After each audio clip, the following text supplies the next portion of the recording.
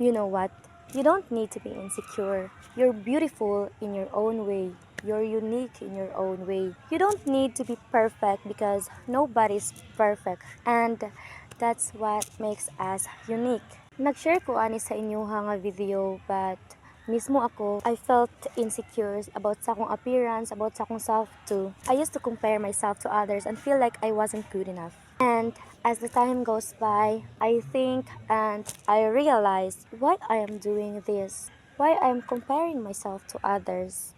I am me, and that's enough. It's very okay ra gyud nga naay mga butang nga naa sa uban pero wala sa imuha. Kay ang uban pud nga tao naa na sa imuha nga butang tapos wala pud sa ilaha. Mao ginang dili gyud ta makaingon nga ang life kay unfair. So instead nga mag-overthink ka nganong naa sa ilaha nga wala sa kuha, nganong dili pa ko enough, nganong ga ka-insecure ko, nganong inani akong itsura, nganong inani akong body. Instead nga imuha nang i-think, why not focus ka sa imong self, mag-focus ka sa imuhang improvement bitaw.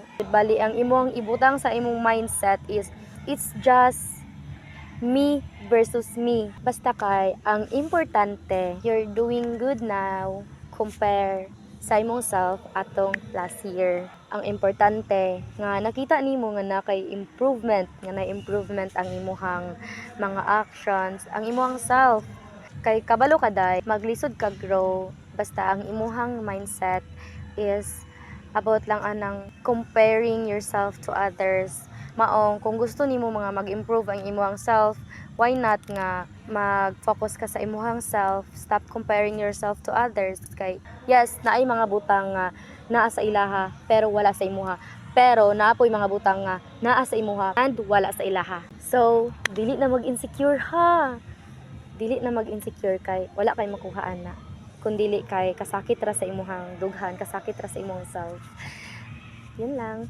Bye!